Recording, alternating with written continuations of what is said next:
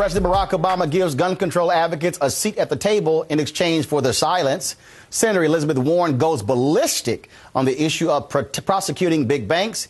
And George Zimmerman decides to waive his Stand Your Ground hearing. We're taking it all to the roundtable today with Michelle Bernard, President and CEO of the Bernard Center for Women, Angela Rye, Principal of Impact Strategies, a political consulting firm, Armstrong Williams, host of The Right Side, nice pocket square, and George Curry, syndicated columnist for the National Newspapers Publishers Association. Pocket square, a little boring white one. It's all good, though. We'll get George a little color soon. All right, folks, let's get right to it. So all the attention last couple of weeks has been about sequestration, lots of drama this week about drones. But that was testimony this week from Attorney General Eric Holder that I thought was stunning and should have been dominating the news cycle for the entire week. He was talking about the issue of the big banks and being too big to prosecute. Check this out. I am concerned that the size of some of these institutions becomes so large that it does become difficult for us to prosecute them when we are hit with indications that if you do prosecute, if you do bring a criminal charge, it will have a negative impact on the national economy, perhaps even the world economy. Now, the Department of Justice is supposed to take into account that very issue of what a prosecution could mean for the economy. Senator Elizabeth Warren, of course, who's always been critical of these big banks, she actually had something to say about that. If you're caught with an ounce of cocaine, the chances are good you're going to go to jail. If it happens repeatedly, you may go to jail for the rest of your life. But evidently, if you launder nearly $1 billion for drug cartels and violate our international sanctions, your company pays a fine and you go home and sleep in your own bed at night. Every single individual associated with this.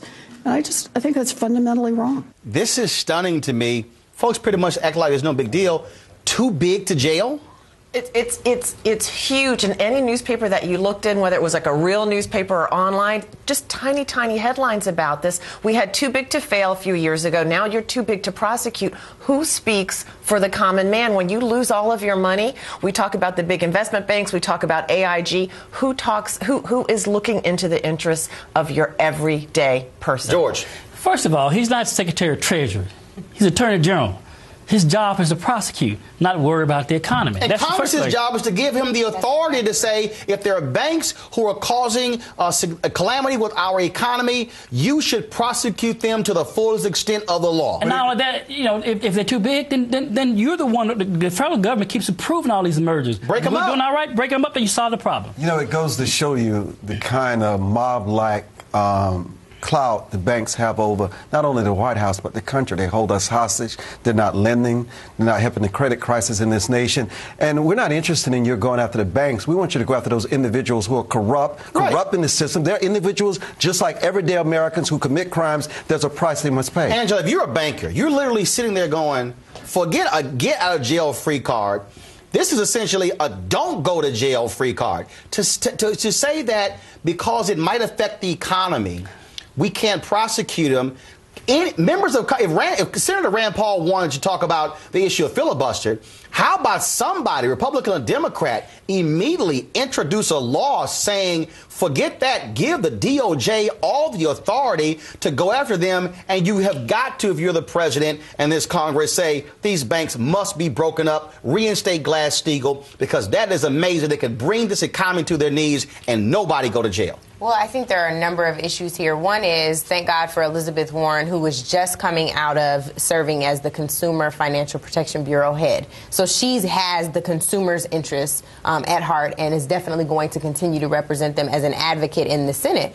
I think that we also have to look at the role of the executive branch and the role of Congress, the legislative branch, which is they make the laws. So Eric Holder is basically saying, I'll do what you want me to do, but I need the power and to be empowered to do do just that. When he said that they're too big to jail, he's right. There are major challenges there with an economy that's just rebounding. Does that mean that we should not prosecute criminals? No. It does mean that he needs to have the authority to do that. He can only prosecute based upon what the laws are on the books. Those laws aren't on the books right now. George, we've got jails filled with young black men coast to coast in this country, and you've got bankers who have been doing wrongdoing, to her point, laundering drug money, and you can't even send them to jail?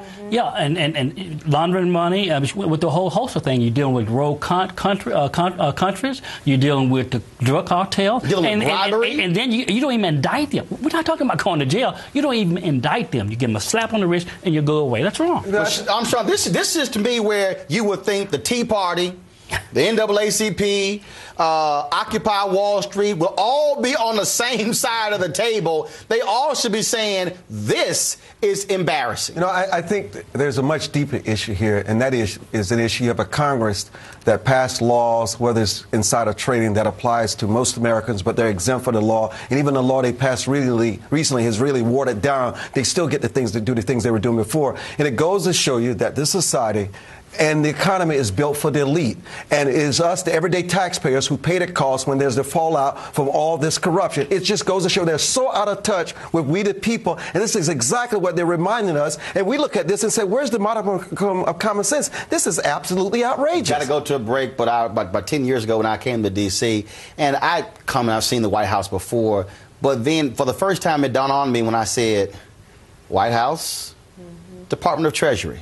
There's only one federal department that shares a lawn with the White House. Right. And if you want to understand the relationship between power and money, it's that the Department of Treasury sits on the same grounds as the White House. That's how you can understand how it works in this country. And you're absolutely right. And we're still, George, giving banks $83 billion a year in subsidies. And that is shameful. Folks, we'll continue the conversation when we come back.